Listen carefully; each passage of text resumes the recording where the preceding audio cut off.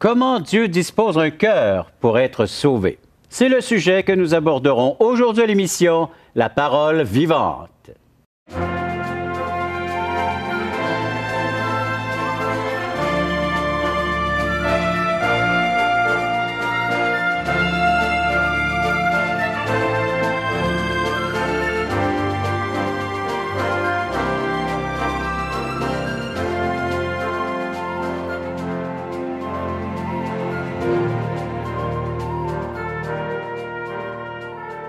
Mesdames, Messieurs, bonjour, bienvenue à l'émission La Parole vivante. On poursuit notre étude sur le livre des Actes, chapitre 8, la conversion d'un Éthiopien aujourd'hui. Nous allons voir Dieu à l'œuvre, un Dieu qui a tous les aspects entre ses mains.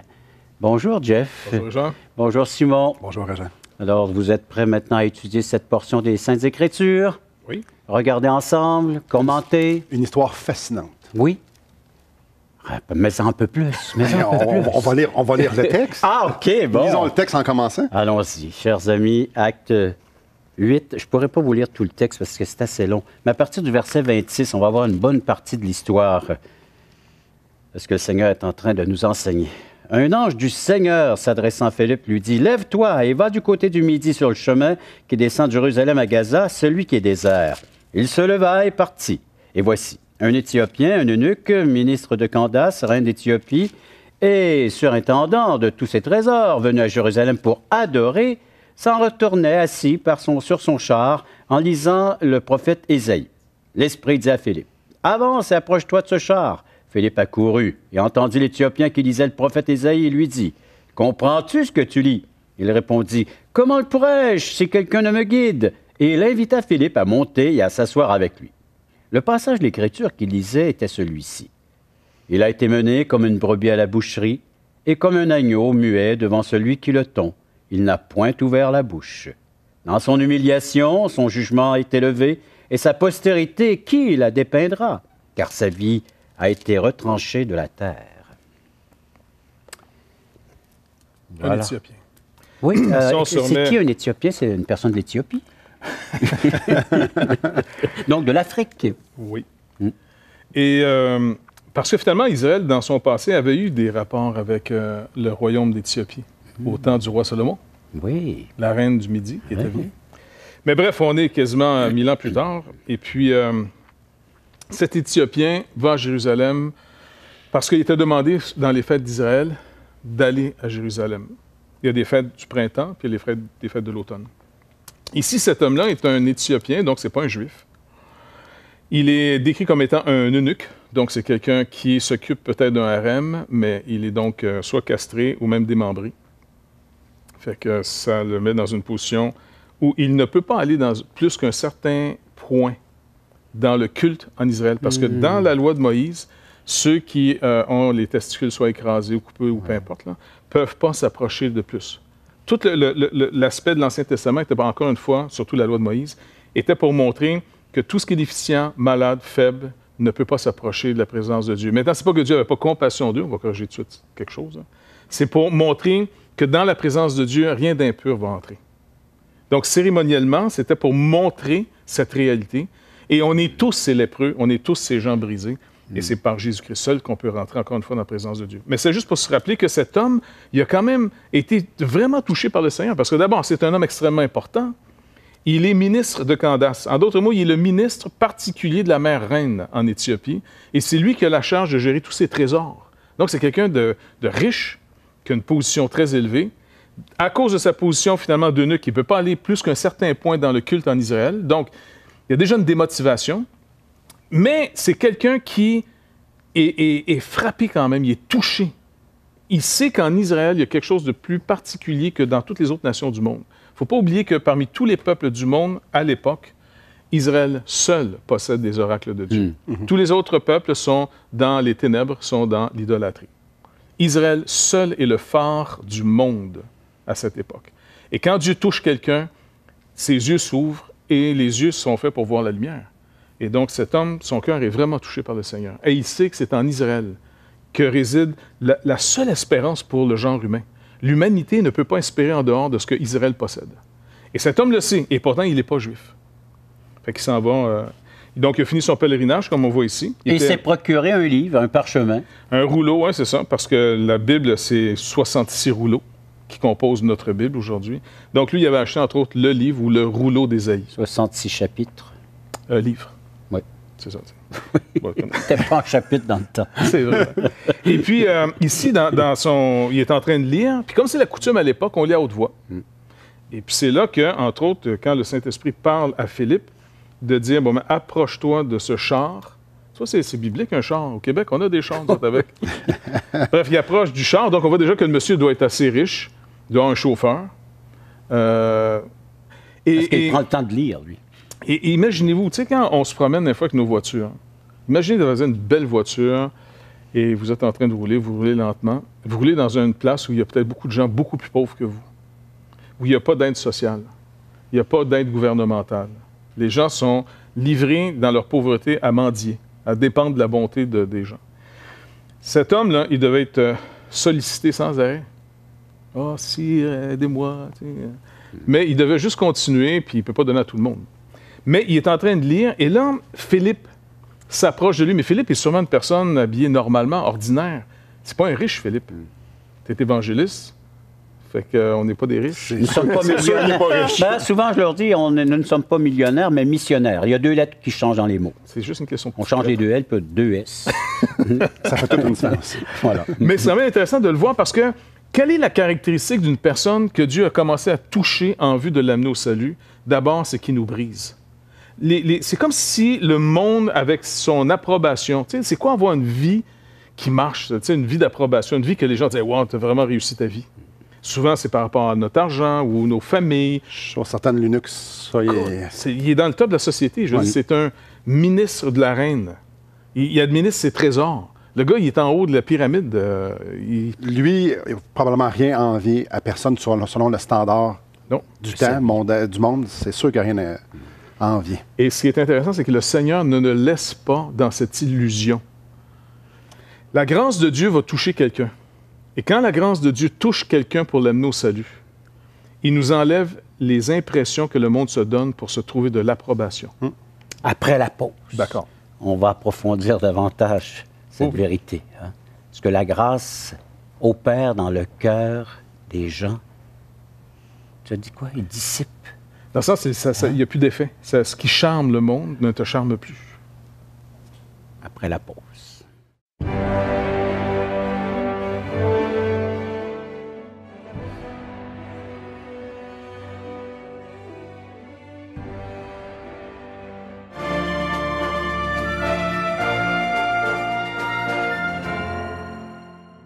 Assistez à un merveilleux déjeuner de l'espoir dans votre région.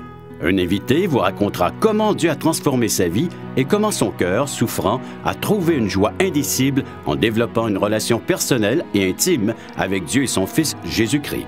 Des églises locales organisent de tels déjeuners dans plusieurs régions du Québec. Découvrez où et quand vous pouvez assister à un déjeuner de l'espoir dans votre région en visitant le site espoir.ca et en cliquant sur l'onglet « Déjeuner ».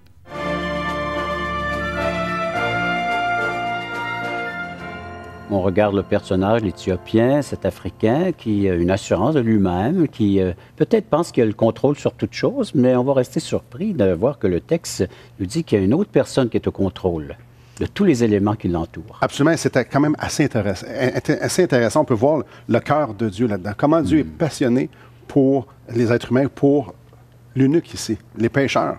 Donc, on a aussi Philippe.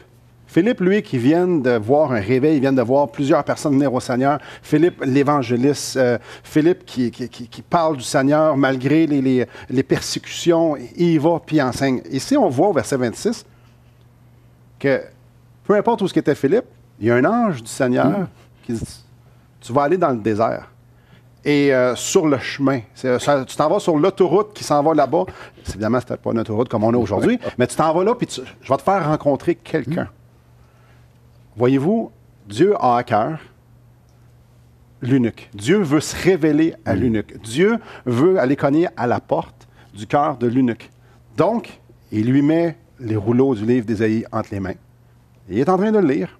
Et non seulement ça, il fait en sorte que Philippe va faire sa rencontre, une visite très peu probable. On pourrait appeler ça, j'appelle ça des dieucidances. Pour l'eunuque, hein?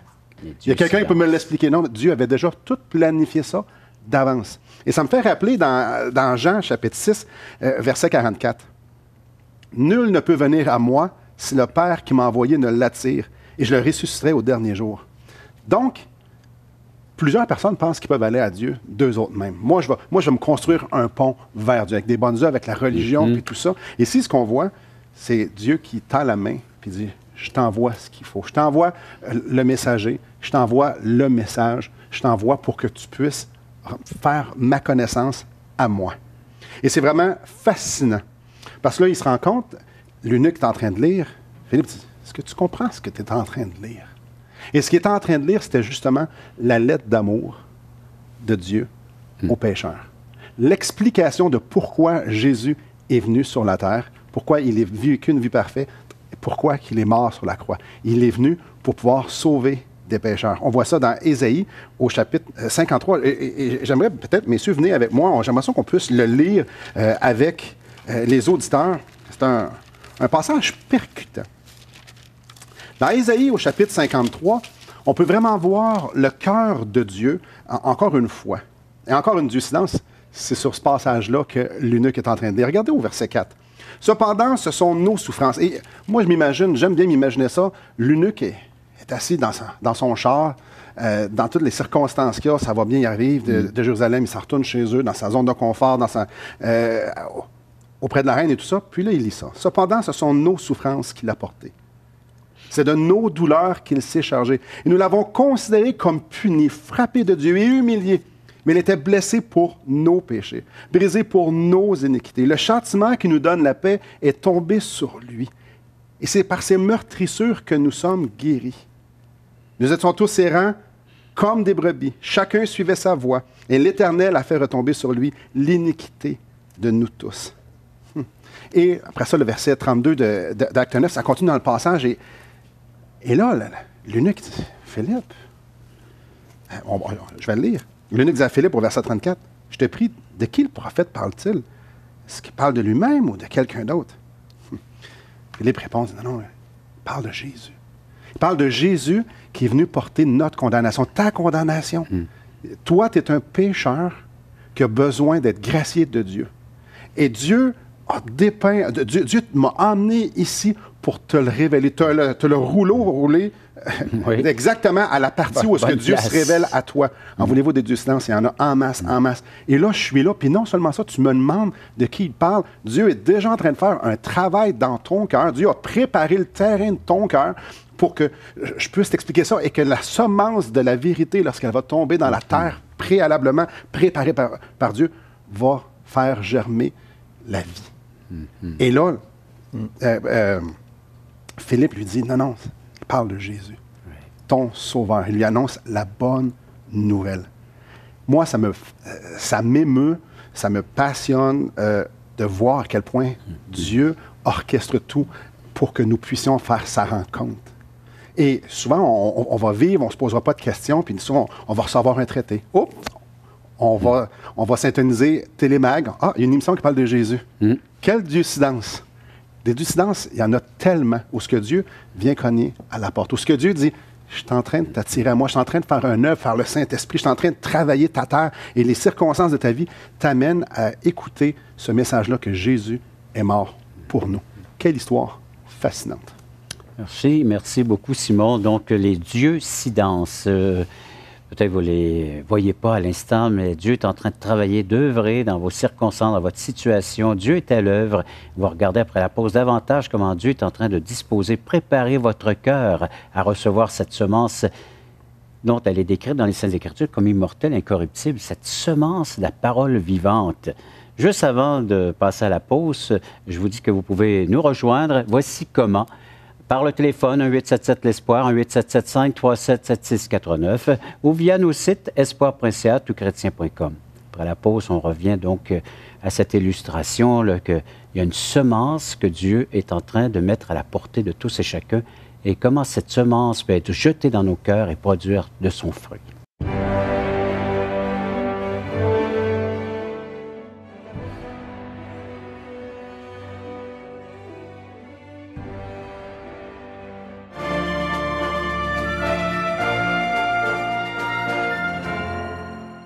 Voulez-vous combler le vide dans votre âme? Avez-vous soif d'une sérénité intérieure?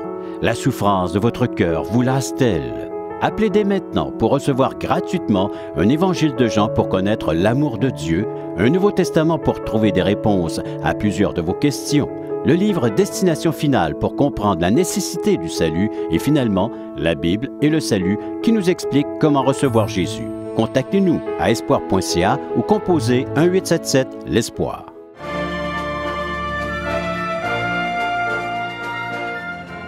Acte chapitre 8, l'histoire de l'Éthiopien.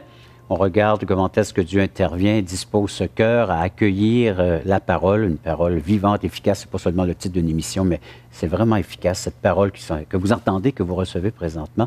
Il y a une parabole qui en parle de cette semence immortelle, incorruptible, qui donne la vie. Les 4 sols. Hein? Oui.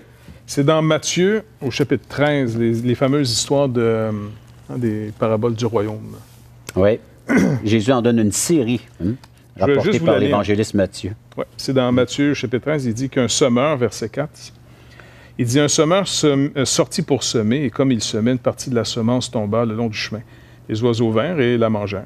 Une autre partie tomba dans des endroits pierreux, où elle n'avait pas beaucoup de terre. Elle leva aussitôt parce qu'elle ne trouva pas un sol profond. Mais quand le soleil parut, elle fut brûlée, sécha, faute de racines. Une autre partie tomba parmi les épines l'étouffèrent, c'est-à-dire les épines montèrent et l'étouffèrent. Une autre partie tomba dans de la bonne terre. Elle donna du fruit, un grain 100, un autre 60 et un autre 30. Que celui qui a des oreilles pour entendre, entende. Dans cette parabole, on voit ici que le cœur de l'eunuque, comme tu l'expliquais, a été quand même préparé. Parce que nous, naturellement, l'apôtre Paul, lorsqu'il fait un survol de tout ce que la loi dit de nous, il nous rappelle dans Romains chapitre 3 que nul ne cherche Dieu. Nul n'est intelligent. Et donc, si on ne cherche pas Dieu, pourquoi cet eunuque, qui n'est pas juif, en tout cas à notre connaissance, est à Jérusalem? Il est eunuque, donc il y a beaucoup de chances qu'il ne peut même pas s'approcher tellement proche. Qu'est-ce qui le fait arriver? Dans ces 4 sols, le bon sol a une caractéristique. Il y en a une, entre autres. Tu vas nous la donner. Fais-nous pas attendre une autre pause. De grâce. Regarde, si tu regardes les 3 autres sols, même c'est le chemin, tout le monde marche dessus. L'autre, c'est des pierres. Puis l'autre, c'est des mauvaises herbes, des ronces qui poussent là. Donc, c'est des sols non travaillés. Mais si quelqu'un veut du résultat, alors il va travailler un sol. Le bon sol, c'est un sol qui est labouré, on a enlevé les pierres, on a enlevé finalement les ronces, les mauvaises herbes. Et on le protège pour pas qu'on marche dedans pour écraser finalement le sol. Il est ameublé. Ça fait que... Donc ici, une personne, quand Dieu va sauver une personne, elle va toujours vivre cette phase. Si Dieu nous humilie, c'est pas pour... il ne va pas être méchant avec nous, mais à moins qu'on soit brisé, à moins qu'on soit devant la pauvreté de nos vies. Dépouillé. Dépouillé, exactement. On n'aura pas faim de ce que Dieu a à dire. On va se contenter de se nourrir de ce que le monde nous offre. Et le monde donne une nourriture qui nous donne l'impression de réussir une vie. Oui. Mais le problème, c'est pas le monde qui va décider si on passe ou non. Quand on meurt dans le monde et on meurt du monde, on s'en va devant le Seigneur. Est-ce que lui prend les mêmes normes pour dire « Ah, tu as bien réussi ta vie, viens. » Ou « Non, tu n'as pas été assez bon, rentre pas. » Dieu doit travailler nos vies. Puis il y a un psaume, David, lorsque le roi David, dans le summum de sa gloire, à un moment donné, il a comme un peu négligé sa communion avec Dieu. Il était passif. Et lui, son problème de vie, le péché dans sa vie, se manifeste surtout par un désordre, on pourrait dire, sexuel. Tu sais, c'est quelqu'un qui a de la difficulté un petit peu à contrôler ce domaine-là de sa vie. Oui. Et il avait vu une femme qui se baignait finalement sur le toit de sa maison. Et puis il l'a convoité. Pourtant, il y en avait d'autres femmes, lui. En plus, c'est un roi. Il y avait un harem, pas énorme, mais quand même, il y en avait. Et le problème avec la convoitise, c'est « je veux ce que je ne possède pas. Je ne veux plus ce que je possède. » Et puis il s'est fait avoir, puis il a couché avec elle. Bref, on connaît l'histoire. Mais un jour, un prophète, son prophète même de la cour royale, vient le voir. Puis il doit y annoncer la nouvelle que Dieu le met en lumière maintenant. Mais ça doit être un petit peu stressant pour le prophète en disant « s'il a fait tuer le mari... » il a le pouvoir sur ma vie. Ouais, il va peut-être se débarrasser de moi. Mais le prophète craint plus Dieu que le roi. Et il arriva avec l'aide d'une parabole. Exactement. L'histoire des brebis. Et David reconnaît son péché. Et il a écrit suite à ça le psaume 51. Et dans le psaume 51, on a exactement le chemin du salut. Annonce-moi l'allégresse. C'est ça la bonne nouvelle. Oui. Annonce-moi l'allégresse. Et les eaux que tu as brisées précédemment se réjouiront. L'eunuque ici, il est brisé, cet homme-là. C'est un homme là, que le charme du succès mondain, là, ça ne fait plus effet sur lui. Il réalise que tout ça, c'est vanité. Ça va passer, c'est vain. Et c'est pour ça qu'il cherche chez les Juifs, dans leurs Écritures, il y a quelque chose de particulier. Mais comme tu le vois, tu dis ici, il ne sait pas de qui. Parce que si on attend un Messie, un libérateur, on a toujours le concept qu'un libérateur, il est fort.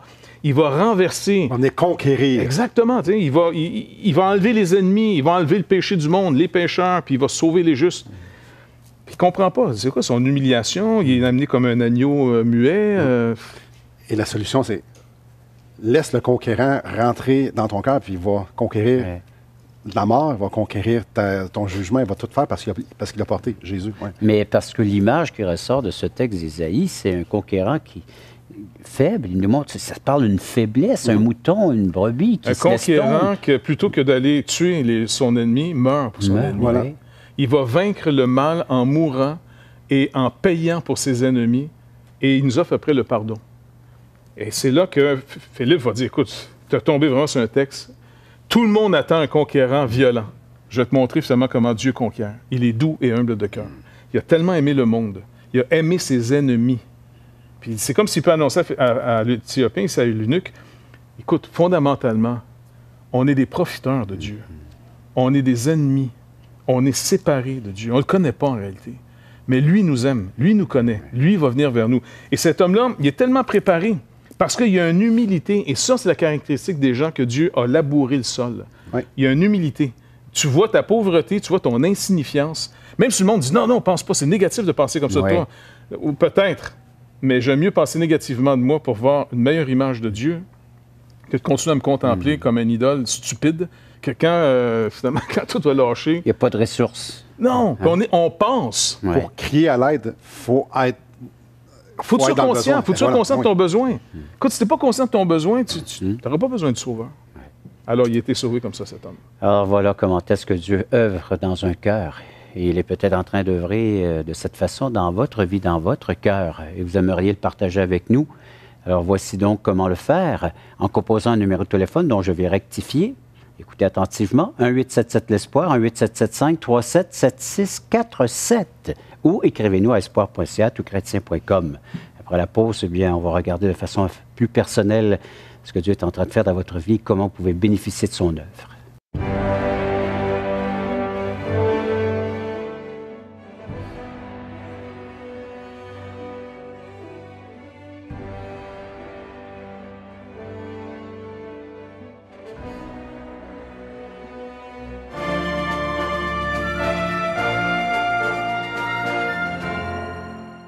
Espoirpourlecoeur.org aborde des problèmes que tous peuvent rencontrer un jour. Solitude, culpabilité, manipulation, rébellion et adultère. Chaque problème est clairement défini avec ses symptômes et ses caractéristiques. Des pistes de solutions sont données. Le but du site espoirpourlecoeur.org est d'encourager les chrétiens à s'entraider. Pour participer à l'une de nos conférences, consultez notre site espoirpourlecoeur.org.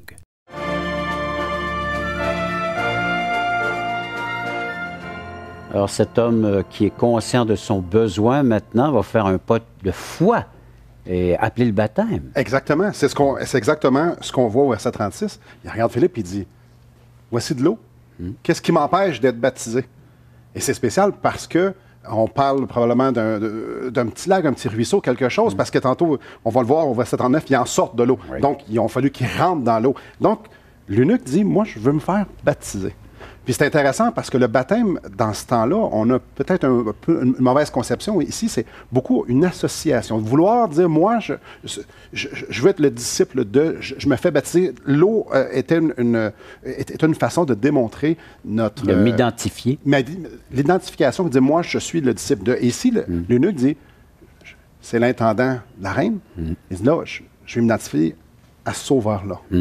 À celui qui est mort, à celui qui a pris mes péchés. Donc, il dit, moi, je vais m'identifier à lui. Et souvent, comme tu parlais tantôt au début de l'émission, il y avait des gens, ils s'identifient publiquement, de dire, moi, je veux que ma vie soit identifiée à ce Jésus. Donc, je le fais publiquement. Et Philippe répond, ben, tu crois? Si tu crois, c'est possible, au verset 27. Si tu crois de tout ton cœur, cela est possible. Donc, sur la base de la foi, Philippe a pu dire, ben oui, tu peux t'associer à Jésus. Tu peux reconnaître Jésus comme ton Seigneur, comme ton Sauveur, celui pour qui tu veux appartenir, sur la base de la foi. Pas sur la base parce qu'il venait d'adorer à Jérusalem, pas sur la base de ce qu'il connaissait, de ce qu'il possédait, de l'opulence dans laquelle il était. Non, non, sur la base de sa je foi. crois que je suis pécheur, puis que Jésus est mort pour moi. N'est-ce pas exceptionnel? Et là, il dit, moi, je veux m'attacher à Jésus, je veux le montrer à tout le monde, parce que je suis... j'ai un statut plus haut que l'intendant de la reine. Maintenant, je suis un serviteur de Jésus-Christ, et c'est ce que je veux. Et il exécute, il fait l'acte par la foi, l'obéissance. Premier acte d'obéissance qui apportait la joie. Il devait y avoir beaucoup de signes qui le décrivaient dans toute sa grandeur. Il devait avoir des bagues, des vêtements, son char, c'est pour le qualifier comme étant au service de cette reine en Afrique, puis la couleur de sa peau, un Africain. Mais maintenant, il veut des signes qui vont s'identifier à la personne du Seigneur Jésus-Christ.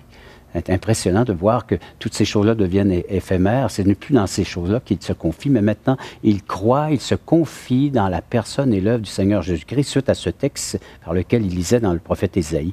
En lisant les Saintes Écritures, le Seigneur est en train de réaliser, de faire réaliser à votre cœur comment vous avez un grand besoin de découvrir qui est Jésus-Christ. Avez-vous remarqué le prophète Ésaïe?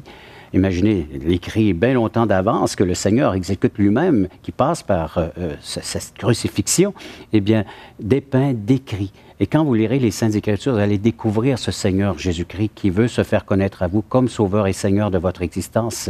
Et le signe qu'il veut vous apporter, le premier signe, c'est cette croix. Je crois que c'est cette croix qui vient briser, achever l'être humain. De savoir qu'il y a sans espoir sans cette croix. Et cette croix, c'est le signe par excellence que le Seigneur vient dire, regarde, toi, tu ne peux plus rien faire de ta condition. Confie-toi, viens à moi et fais-moi confiance. Et ce Seigneur ressuscité vous accordera un plein pardon et une réconciliation. Merci de votre participation et merci d'avoir été à l'écoute de cette autre émission de La Parole vivante.